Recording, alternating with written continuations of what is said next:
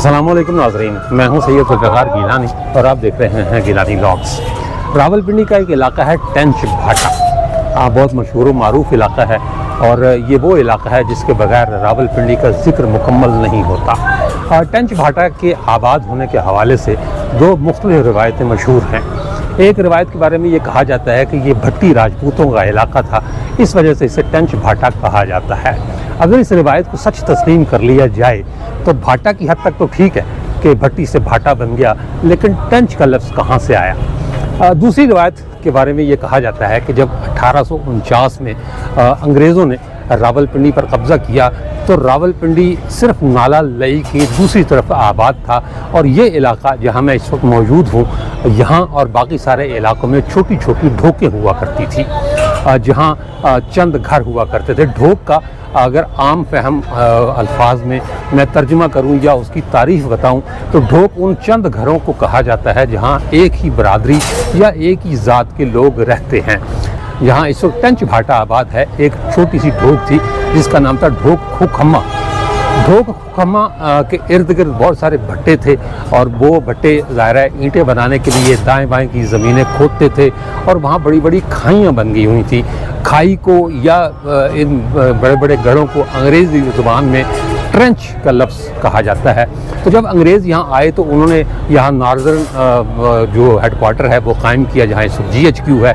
तो वो उन्होंने देखा कि ये इलाका थोड़ा सा आबाद है और बाकी सारे का सारा भट्टों और उनके साथ बनी हुई खाइयों पर मुश्तमिल है। तो उन्होंने जो मुकामी लोग थे उन्होंने पूछा कि ये क्या चीज़ है। ज़ाहिर है भट्टे को अंग्रेज़ी में जो है वो भट्टा तो नहीं कहते, लिहाजा जब उन्होंने बताया कि ये भट्टे हैं तो अंग्रेज़ों ने उन भट्टों की जमा करके उसे भाटाज़ का नाम दिया और खाई को पहले से ही जो है वो अंग्रेज़ी ज़बान में ट्रेंच कहा जाता है। तो लिहाजा इस इलाके का जो नाम था वो बना ट्रेंच ऑफ भाटाज़। तो आफ भी कहीं से ख़त्म हो गया, ट्रेंच जो है वो बिगड़ कर टेंच बन गया और भाटाज़ जो है वो भाटा रह गया। तो यूँ कह लें कि टेंच भाटा का जो नाम है वो ये बात ज़्यादा दिल को लगती है कि अंग्रेज़ों ने ट्रेंच ऑफ भाटाज़ या भाटा कहा और उसके बाद ये बिगड़ कर टेंच भाटा बन गया और आज हम इसी शक्ल सूरत में इसे देख रहे हैं। मैं इस वक्त जो है वो टेंच भाटा का बाज़ार जहाँ से शुरू होता है वहाँ खड़ा हूँ, जिसे कहा जाता है 22 नंबर चुंगी। जोग्राफियाई तौर पर ये टेंच भाटा का हिस्सा तो नहीं है, लेकिन चूँकि टेंच भाटा का बाज़ार यहाँ से शुरू होता है लिहाजा 22 नंबर चुंगी को भी आम तौर पर टेंच भाटा में शामिल ही किया जाता है। और वैसे भी 22 नंबर जो है इसकी अपनी एक अहमियत है, तारीख़ी अहमियत है। ये पिछले 15-20 साल में इतना तब्दील हुआ है जिसकी इंतहा नहीं। जहाँ मैं खड़ा हूँ ये जो है वो एक ज़माने में यहाँ से एक वैन चला करती थी जो 1C कहलाती थी। 1C वैगन का ये मरकज़ी अड्डा था और ये जो सुजुकियाँ आप खड़ी देख रहे हैं, यहाँ तांगा स्टैंड होता था उससे पहले और उसके बाद फिर जब तांगा स्टैंड ख़त्म हुआ तो उसकी जगह सुजुकियों ने ले ली। तो यूँ कहने को जो है वो टेंच भाटा के इलाके की जो पहली मशीनी सवारी थी वो यही सुजुकियाँ थी। ये सुजुकियों का अड्डा बन गया और फिर यहीं से सुजुकियाँ चला करती थी। पहले ये सुजुकियाँ टेंच बाज़ार के दरमियान में से गुजरा करती थी, लेकिन अब इनका रूट जो है वो बदल दिया गया है। ये आखिरी स्टाबिया ढोक सैयदा तक जाती हैं, आगे बकरा मंडी और दूसरे इलाके हैं। ये सामने 22 नंबर का इलाका है।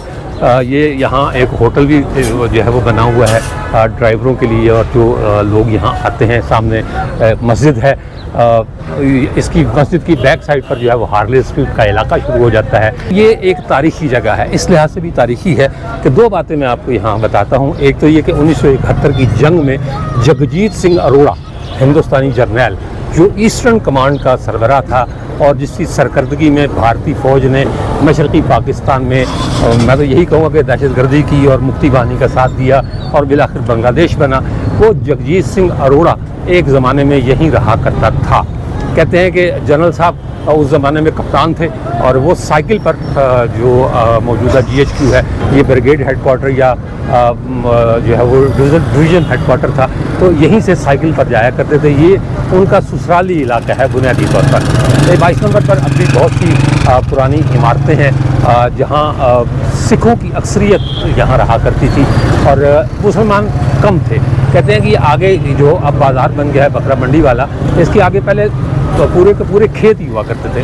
फिर पाकिस्तान बन गया, फसादात शुरू हो गए, कबायली लश्कर एक तश्कील दिया गया था وہ قبائلی لشکر جب اس نے راولپنڈی میں ڈیرے ڈالے تو باغ سردارہ میں جو باغ ہوتا تھا جو رائے زادہ سجان سنگھ کی ملکیت تھا، انہوں نے وہاں ڈیرے ڈالے اور یہاں انہوں نے حملہ کیا سکھوں پر، 22 نمبر چنگی کے سکھوں پر، لیکن ان سکھوں کے پاس اسلحہ موجود تھا، انہوں نے ان کا جواب دیا اور انہیں ایک طرح سے پسپا کر دیا۔ تو کہا یہی جاتا ہے، جو تواریخ پہ لکھا ہوا ہے، کہا یہی جاتا ہے کہ اس کے بعد وہ لشکر پسپا ہو گیا اور وہ لشکر پھر بکھر گیا، اور ان میں سے لشکر کے کچھ لوگ تھوا خالصہ پہنچے اور انہوں نے فائرنگ بھی کی اور لوگوں کو یرغمال بھی بنایا، لوگوں کو مارا بھی، اور اس کے بعد 93 خواتین تھیں جنہوں نے ایک کنویں میں کود کر خودکشی کر لی، اور میں نے اس پر بلاگ یہ کیا ہوا ہے تھوا خالصہ کا قاتل کنواں، اس کا میں جو لنک ہے اس کے ڈسکرپشن میں شیئر کر دوں گا، اگر آپ چاہیں تو وہ بھی دیکھ سکتے ہیں۔ یہ 22 نمبر چنگی جو میرے دیکھتے ہوئے میں کوئی 15-18 سال سے تو اس علاقے کو جانتا ہوں، یہ بہت ساری بدل گئی۔ یہاں سے ٹینچ بازار شروع ہوتا ہے، یہ ٹینچ بازار ہے۔ عام طور پر کہا جاتا ہے کہ ٹینچ بازار ایشیا کا نہیں تو جنوبی ایشیا کا سب سے لمبا بازار ہے، کیونکہ اس کی طوالت 2 کلومیٹر کے لگ بھگ ہے، لیکن اگر اصولی طور پر دیکھا جائے تو خیبر پختونخوا کا ایک علاقہ ہے بٹخیلا کا بازار 4 کلومیٹر لمبا ہے، وہ بھی میرا دیکھا ہوا ہے۔ تو اگر اس بازار سے اس بازار کو ملایا جائے تو وہ بازار زیادہ لمبا بنتا ہے، لیکن اگر آپ نیٹ پر بھی سرچ کریں تو آپ کو لمبا بازار یہی ٹینچ کا بازار ہی ملے گا۔ تو ہم بھی یہی کہیں گے کہ ٹینچ کا بازار راولپنڈی کا نہیں بلکہ پاکستان کا نہیں بلکہ ساؤتھ ایشیا کا یا ایشیا کا سب سے لمبا بازار ہے۔ آئیے آپ کو جو ہے وہ ٹینچ کی کچھ جگہیں دکھاتے ہیں۔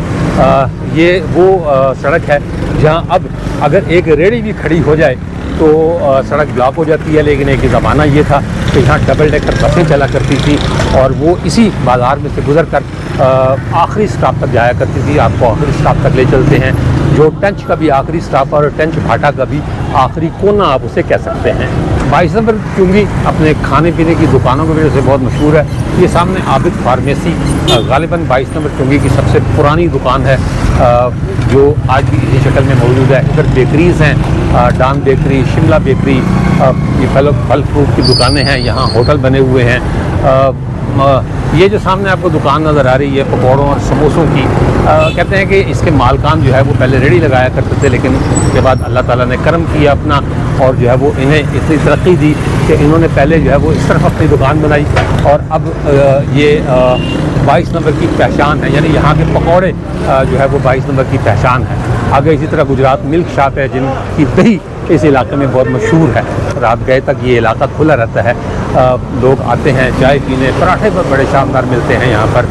کھانے پینے کا مرکز تو نہیں کہا جا سکتا، لیکن یہ کہ یہاں جو چیزیں ملتی ہیں ان کا ذائقہ ایسا ہے کہ ایک بار بندہ کھا لے تو دوبارہ وہ چاہتا ہے کہ میں 22 نمبر چنگی ہی جاؤں۔ 22 نمبر کا نام عابد فارمیسی کے ذکر کے بغیر ادھورا ہے، کیونکہ یہ سب سے پرانی دکان ہے، میڈیکل سٹور ہے، اور جو 1976 سے جو ہے وہ ہیں۔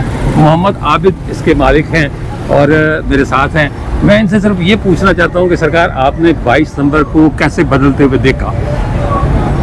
ہم نے 1976 سے یہاں کر رہے ہیں، دکانداری کر رہے ہیں، ہماری پیدائش بھی ادھر ہی کی ہے، 22 نمبر کی ہے، 1955 کی پیدائش ہے، ٹھیک ہے۔ اس وقت 22 نمبر کے حالات بڑے اچھے تھے، بڑا صاف ستھرا تھا، بڑا اچھا علاقہ تھا، بڑی محدود کی آبادی تھی، ٹھیک ہے۔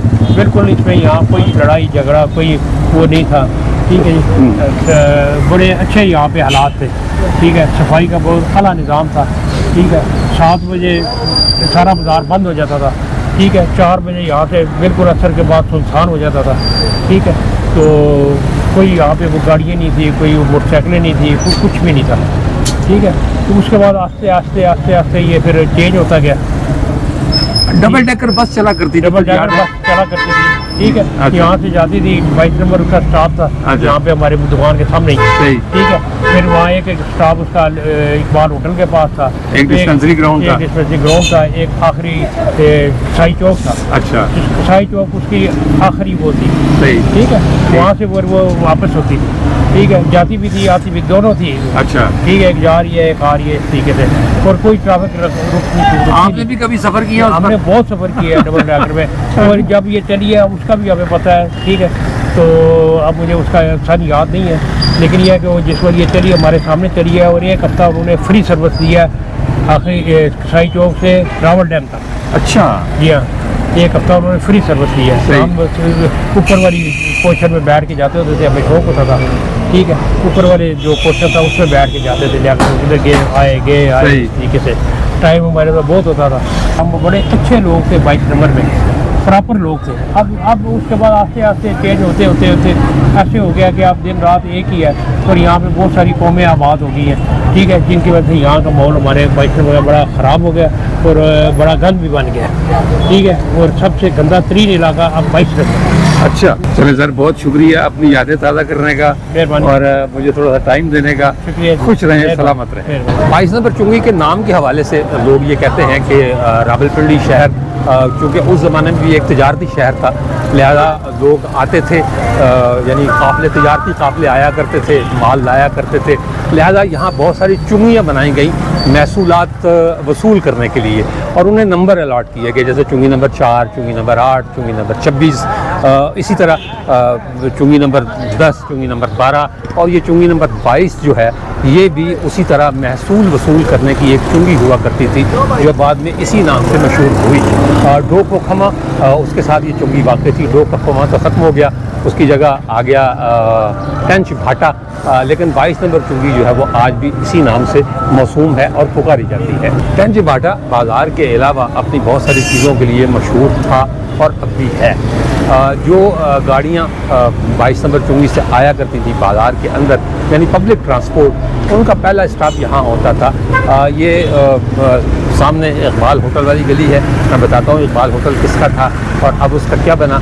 ये जो खुसूसियत है एक टेंच भाटा की, वो डॉक्टर नदीम का क्लिनिक है। नाम तो इनका डॉक्टर मंजूर अहमद है, लेकिन उन्होंने क्लिनिक जो है वो नदीम क्लिनिक के नाम से किया हुआ है। इस क्लिनिक की ख़ास बात ये है कि यहाँ सिर्फ पिंडी के लोग ही इलाज करवाने के लिए नहीं आते, बल्कि जो अंदर बैठे हुए लोग हैं, अगर आप उनसे मिलें तो आपको पता चलेगा तो कोई गुजर खान से आया है, कोई झेलम से आया है, कोई अटक से आया है, हत्ता के खैबर पख्तूनख्वा और पंजाब के दूसरे इलाकों से भी मरीज़ यहाँ आते हैं। अल्लाह ताला ने इनके हाथ में कोई ऐसी शिफा रखी है कि लोग दूर दूर से यहाँ आते हैं और घंटों इंतज़ार करते हैं अपनी बारी आने का। ये सामने जो जगह है, अब तो खैर ये ख़त्म हो गया, ये स्टॉप हुआ करता था इकबाल होटल स्टॉप। यहाँ एक होटल था, अब तो उसमें दुकान खुल गई, होटल तो ख़त्म हो गया, लेकिन अब भी इसे इकबाल होटल वाली गली ही कहा जाता है। एक काउंसलर थे जिनका नाम इकबाल था, उनका होटल था, और कहते हैं कि वो आवाम दोस्त किस्म के बंदे थे। जो काउंसलरशिप की मोहर होती थी वो हमेशा उनकी जेब में होती थी, और जहाँ कहीं किसी आदमी को ज़रूरत होती थी किसी दस्तावेज़ पर मोहर लगाने की, तो वो फ़ौरन अपनी जेब से मोहर निकालते थे और उस पर लगा दिया करते थे। यहाँ उनका होटल हुआ करता था, और ये टेंच का मशहूर होटल था इकबाल होटल। होटल बंद हो गया, लेकिन अब उसका नाम अब भी ज़िंदा है, और इस गली को इकबाल होटल वाली गली कहा जाता है। अब तो बहुत से लोगों को ये पता ही नहीं होगा कि इसे इस गली का नाम क्यों दिया गया। एक वक्त ये था कि टेंच बाज़ार का, यानी टेंच रोड है, इसका नाम ही इकबाल रोड रख दिया गया था। उसकी तख्ती तो मैंने भी लगी देखी है, लेकिन अब वो मुझे नज़र नहीं आई कि इकबाल रोड की तख्ती कहाँ चली गई। अब लोग इसको टेंच बाज़ार ही कहते हैं, और रात गए तक ये खुला रहता है। ख़ास बात यह है कि अगर आप नहायती गरीब तबके से ताल्लुक़ रखते हैं तो भी यहाँ ख़रीदारी कर सकते हैं, अगर मुतवस्सित तबके से ताल्लुक़ रखते हैं तो यहाँ तब भी आप ख़रीदारी कर सकते हैं, और अगर आप अमीर हैं तो भी आपको यहाँ अपने मतलब की चीज़ें मिल जाती हैं। यानी ये वो बाज़ार है जो गरीब से अमीर तक की ज़रूरियात पूरी कर सकता है, और इसी वजह से सिर्फ आदड़े या टेंच के लोग ही यहाँ नहीं आते, बल्कि पूरे रावलपिंडी से लोग यहाँ ख़रीदारी करने के लिए आते हैं। ख़ासतौर पर जो ईद के दिन होते हैं, ये त्यौहार के जो दिन होते हैं, उन दिनों में यहाँ इतना रश होता है कि चलना तो दूर की बात, या खड़े होना तो दूर की बात, आपको रास्ता भी नहीं मिलता। और ये सड़क जहाँ कभी डबल डेकर बसें चला करती थी, ये इस कदर जाम हो जाती है कि आप उसमें से गुजर नहीं सकते। 22 नंबर चुंगी से जब कोई गाड़ी सुजुकी या डबल डेकर बस या कोई और पब्लिक ट्रांसपोर्ट जब अंदर आती थी टेंच बाज़ार में, तो पहला स्टॉप तो उसका 22 नंबर चुंगी था, दूसरा स्टॉप उसका इकबाल होटल वाली गली, और तीसरा स्टॉप ये डिस्पेंसरी ग्राउंड। अब ना तो डिस्पेंसरी बाकी बची और ना ग्राउंड रह गया, बल्कि मार्केटें बन गई, लेकिन आज भी इसका नाम वही पुराना चल रहा है, यानी डिस्पेंसरी ग्राउंड। تو اگر آپ نے مطلب ٹنچ میں کہیں آنا ہے، کہتے ہیں یہ جو دکانیں بنی ہوئی ہیں یہاں کبھی لکڑی کا ٹال ہوتا تھا، لیکن اب وہ ٹال وغیرہ تو ختم ہو گیا اور مصروف ترین مارکیٹ یہاں بن چکی ہے۔ ٹنچ بھاٹا کے ڈھوک کھوکھما ہونے کی باقی ساری نشانیاں اور ثبوت تو ختم ہو چکے، لیکن ایک ثبوت ابھی باقی ہے۔ یہ سامنے حبیب بینک کی جو ہے وہ برانچ ہے اور اس کے اوپر لکھا ہوا ہے ڈھوک کھوکھما برانچ، جس سے یہ ثابت ہوتا ہے کہ ٹنچ بھاٹا کا پرانا نام ڈھوک کھوکھما تھا۔ اب یہ مجھے نہیں پتا کہ بینک والوں نے کیا سوچ کر اس کا نام ڈھوک کھوکھما رکھا، کیونکہ اب اگر جو ہے وہ کوئی اگر ڈھوک کھوکھما تلاش کرتا ہوا آئے گا تو وہ ڈھونڈتے ہی رہ جائے گا، ڈھوک کھوکھما نہیں ملے گا، کیونکہ اب یہ ٹنچ بھاٹا ہو چکا ہے۔ یہ سامنے گورنمنٹ بوائز ہائی اسکول، یہ بھی کہتے ہیں کہ بہت پرانا ہے۔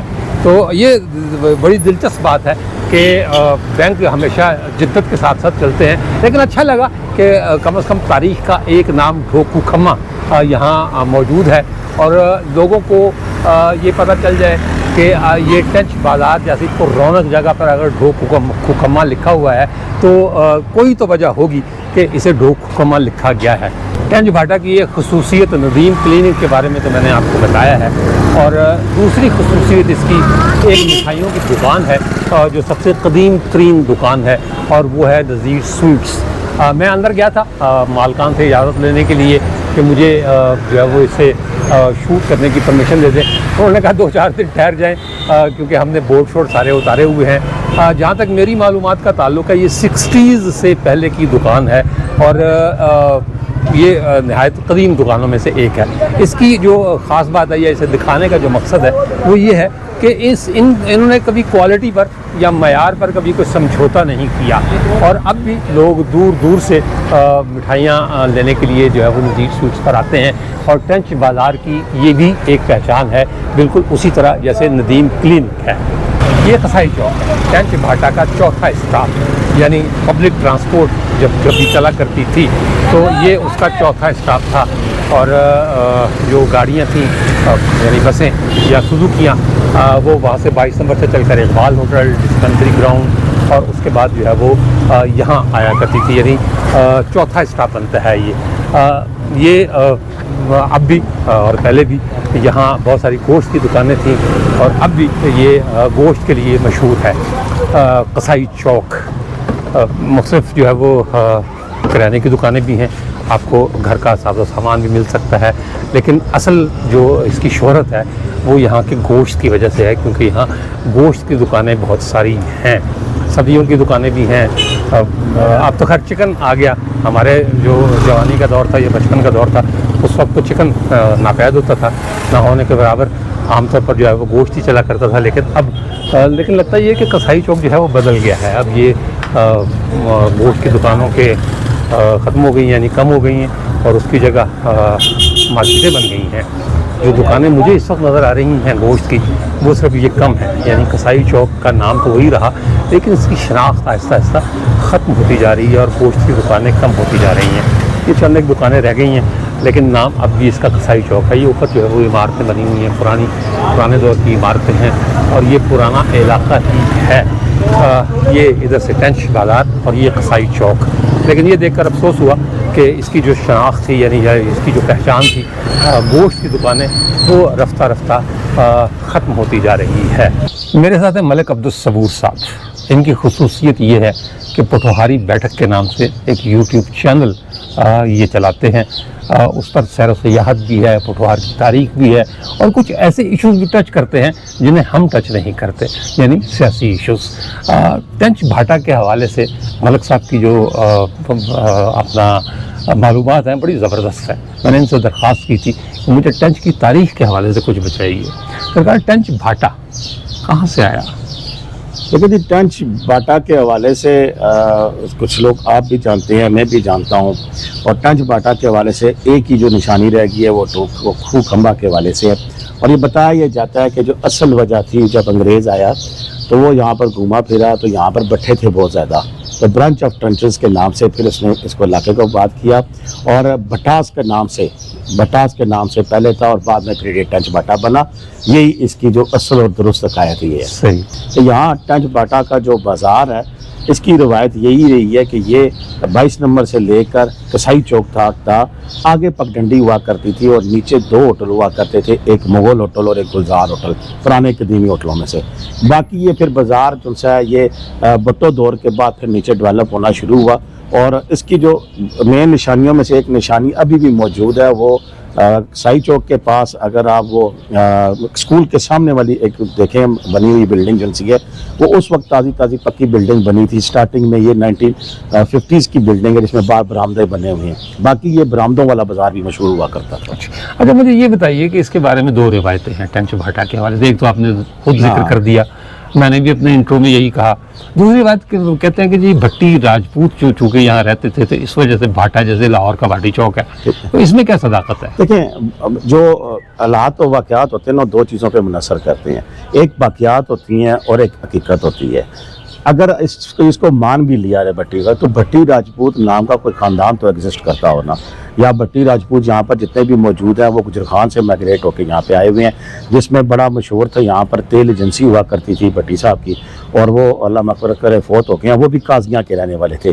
یہاں کے مقامی بھٹی راجپوت کا کوئی وجود نہیں ہے۔ اچھا، اور میں اس چیز پر بھی کافی عرصے کی تحقیق کے بعد یہ ماننے کے لیے تیار ہو گیا ہوں کہ لال کرتی کے وجود آنے کے بعد، کیونکہ انگریز آیا تھا، چنماریاں تھی اور وہ گھما پھرا کرتے تھے، اور ان سب نے سرخ رنگ کی وہ پہنی ہوتی جیکٹیں پہنی تھی، اس لیے لال کرتی مشہور ہوا۔ اور پھر یہاں نہیں، یہ برصغیر کے اندر 6 جگہ پہ لال کرتی موجود ہے، پشاور میں ہے، لاہور میں ہے، اور اس میں کافی جگہ پہ کراچی میں بھی ہے۔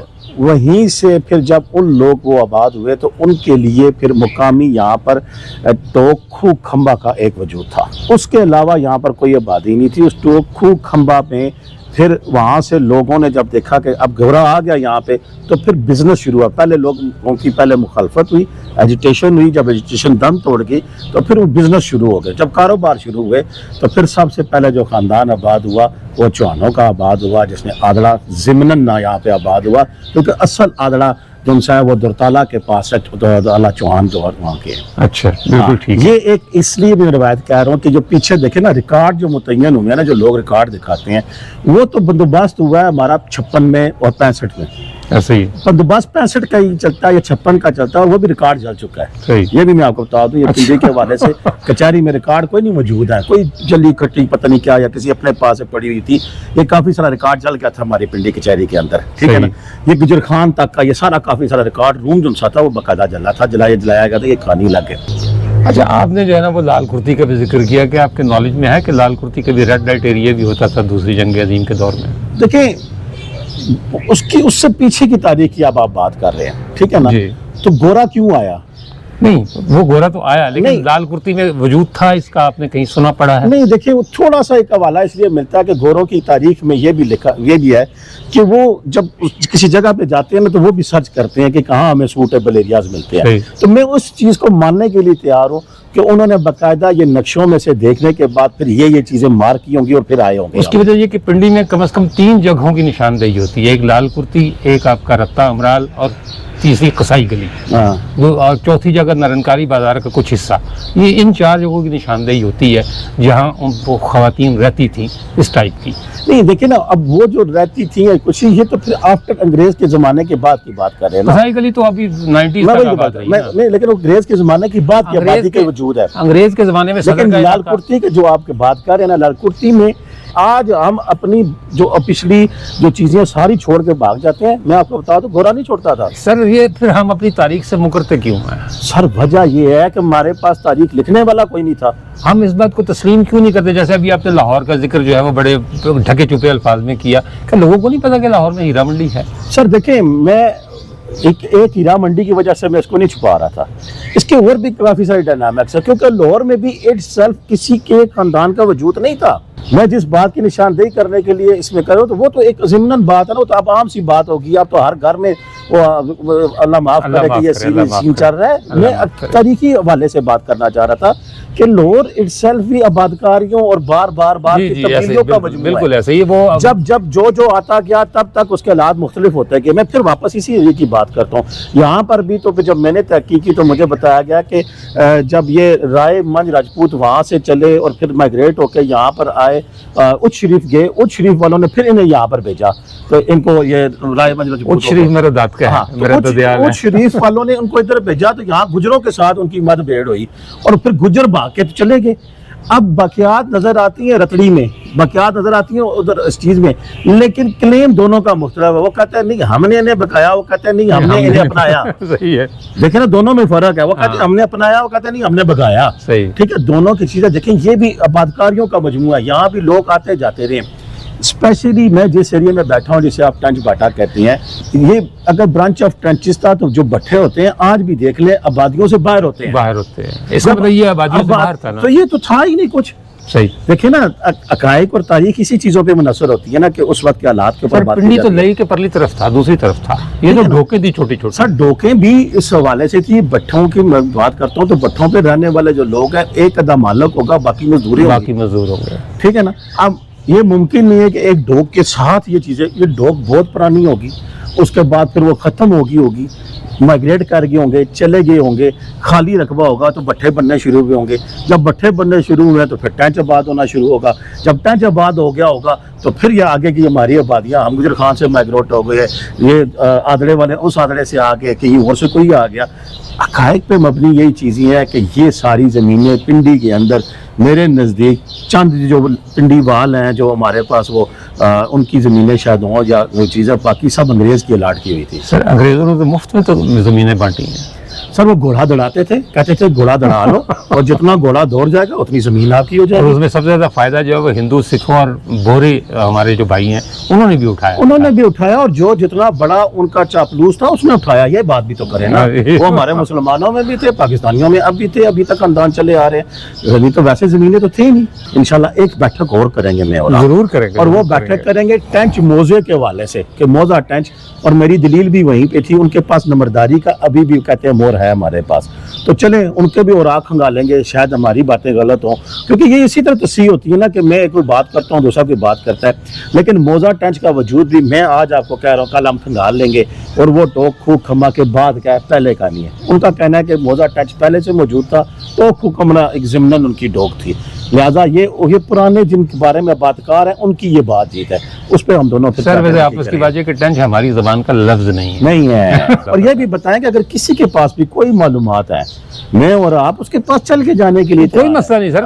ہم تاریخ کھنگالنے والے لوگ ہیں, ہم کوئی یہ ہماری ذاتی رائے نہیں ہے. ہم تو یہ کھنگال کر نچوڑ کر یہ باتیں اس لیے کر رہے ہیں کہ یہ محفوظ ہو جائے, اس کے اوپر پھر کام شروع ہو جائے. میں نے لال کرتی کا ولاگ کیا. لال کرتی میں نے بتایا کہ جی یہ یہاں ایک زمانے میں دوسری جنگ عظیم کے زمانے میں باقاعدہ چکلا تھا. لوگوں نے بہت برا مانا. میں نے کہا یار یہ تاریخ ہے, یہ میری گھڑی ہوئی بات نہیں, اس میں کسی کی میں نے بے عزتی نہیں کی ہے. یہ علاقہ ہے, مندر پر بھی تو مسجدیں بن جاتی ہیں. تو اگر ہم یہ کہتے ہیں کہ یہاں کل مندر تھا تو خدا نخواستہ مسجد کی بے حرمتی تو نہیں کر رہے. تو یہ چیزیں کھنگالنی چاہیے. میں کہتا ہوں تاریخ کو جتنا کھنگالیں گے, جو قومیں تاریخ چھپاتی ہیں وہ زندہ نہیں رہتا. میں ابھی پھر وہ بات لمبی ہو جائے گی. گورے نے للکرتی کیوں آیا, اس پہ بھی سوال ہوا ہے, اور وہ اسی لیے آیا, میں ماننے کے لیے تیار ہوں کہ اس کے پاس کوئی نہ کوئی ایسی چیز تھی. وہ تاریخ کھنگال کے وائسرائے آیا تھا تو انہیں للکرتی میں پہلا پڑاؤ کیا تھا. صحیح. پنڈی میں پہلا پڑاؤ ہی للکرتی ہے. ایسا ہی ہے. چلیں انشاءاللہ بات کریں گے. سرکار بہت شکریہ, آپ نے وقت دیا. اور کچھ بات لمبی ہو گئی ہے, میں کوشش کروں گا کہ ساری کی ساری بات چلی جائے. ٹینچ بھاٹا کا آخری سٹاپ یہاں آ کر ٹینچ بھاٹا تقریباً ختم ہو جاتا ہے. یہ ٹینچ بھاٹا بازار ہے اس طرف سے, یہ جہاں سے میں آپ کو لے کر آیا ہوں. اور یہی آخری سٹاپ اس کو اسی لیے کہتے ہیں کہ یہاں آ کر ساری کی ساری ٹرانسپورٹ جو تھی وہ ختم ہو جایا کرتی تھی. جو گاڑیاں آتی تھیں یا ڈبل ڈیکر جو بس آیا کرتی تھی یا تانگے بھی ایون آیا کرتے تھے, تو یہ یہاں آ کر پھر وہ دوسرے تانگے لینے پڑتے تھے یا دوسری سواری لینی پڑتی تھی. جو سامنے سڑک ہے یہ آگے جا کر کیانی روڈ سے مل جاتی ہے, یہ ادھر جاتی ہے. اور یہ ڈھوک سیدہ کی اب بھی سوزوکی یہاں سے چلتی ہے, اور اس طرف جو ہے وہ ڈھوک سیدہ ہے. تو یہ جناب ٹینچ بھاٹا کی سیر بھی کہہ لیں اور ٹینچ بھاٹا کی جو تھوڑی بہت تاریخ تھی وہ بھی میں نے آپ کو بتائی اور سارا بازار بھی آپ کو دکھایا.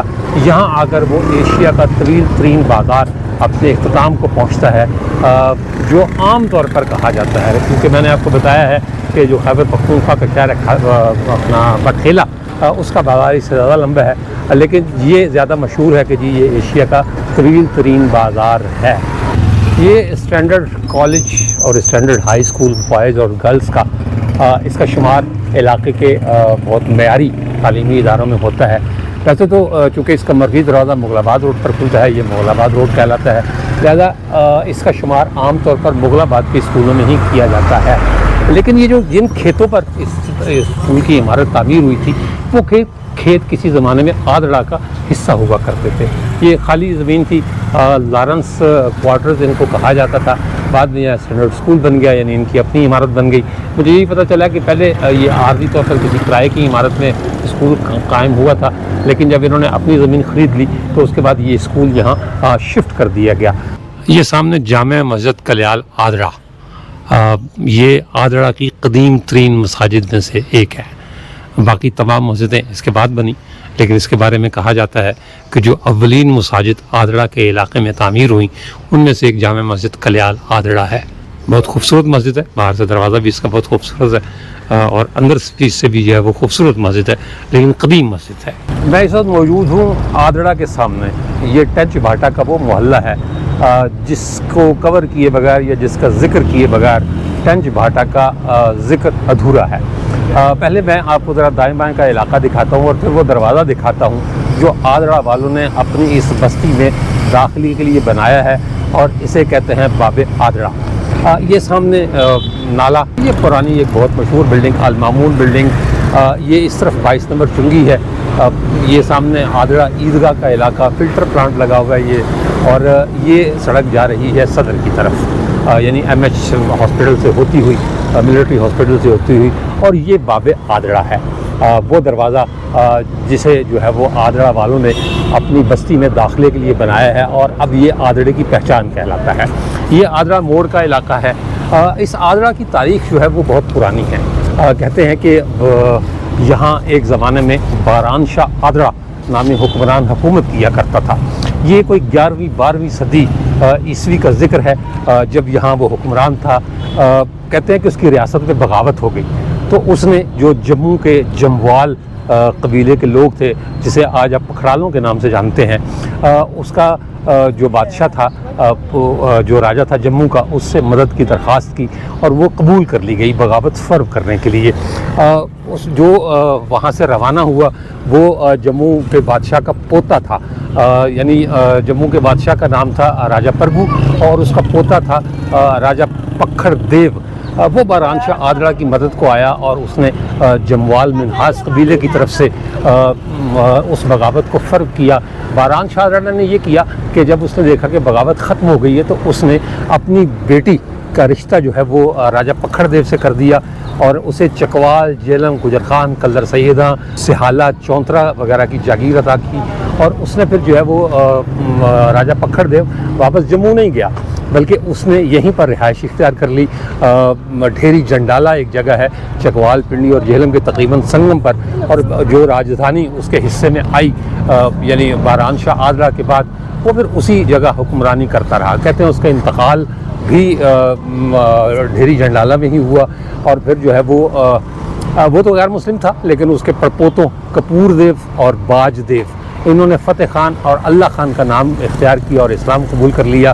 جو پکھڑال ہیں پٹوہار کا مشہور قبیلہ, وہ اسی راجہ پکھڑ دیو کی مناسبت سے پکھڑال کہلاتے ہیں. تو آدڑا اس لحاظ سے بہت ہی قدیم بستی, یہ چھوٹی چھوٹی پہاڑیوں پر بسی ہوئی ہے, کہیں اترائیاں ہیں کہیں چڑھائیاں ہیں, چھوٹی چھوٹی تنگ گلیاں ہیں جسے دیکھ کر لگتا ہے کہ آپ کسی پرانے دور کے محلے میں آگے ہیں.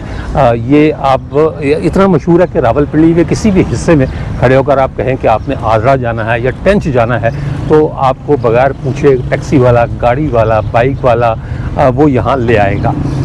یہ میں نے پہلے بھی جیسے بتایا کہ بہت گنجان آبادی ہے راول پنڈی کی, بہت تنگ گلیاں ہیں اور متوسط طبقے کے لوگ یہاں زیادہ تر آباد ہیں. لیکن یہ جو پہاڑیاں آپ کو نظر آ رہی ہیں اس وقت تو یہ سارا علاقہ آباد ہو چکا, لیکن میرا ذاتی خیال یہ ہے کہ اگر باران شاہ آدڑا کا دارالحکومت یہاں کہیں تھا اور اسی کی وجہ سے یہ آدڑا چوہان راجپوت تھے، اگر اسی کی وجہ سے یہ آدڑا کہلاتا ہے تو ان پہاڑیوں کے نیچے آج بھی پرانے کھنڈرات ضرور دفن ہوں گے۔ اگر اب تو خیر اس کی کھدائی ممکن نہیں ہے کیونکہ لوگوں نے بہت بڑے بڑے گھر بنائے ہوئے ہیں اور اس پر یقینی طور پر کروڑوں روپے کا خرچ آیا ہوگا، لہذا اب یہ ممکن نہیں کہ اس کی کھدائی کی جائے، لیکن اگر کہیں گئے وقتوں میں اس کی کھدائی کی جاتی یا اب کوئی ایسا سبب پیدا ہو جائے کہ کسی خاص جگہ کو نشاندہی کر کے اس کی کھدائی کی جائے تو یقینی طور پر یہاں سے پرانے دور کے آثار ملیں گے۔ تو یہ یوں کہہ لیں کہ آدڑا راولپنڈی کی تاریخ کا وہ حصہ ہے جسے بیان کیے بغیر یا جسے دکھائے بغیر راولپنڈی کی تاریخ بتانا ممکن نہیں۔ اس کے ساتھ اجازت دیجیے، انشاءاللہ تعالی اگلے ولاگ میں دوبارہ ملاقات ہوگی، تب تک کے لیے اللہ حافظ۔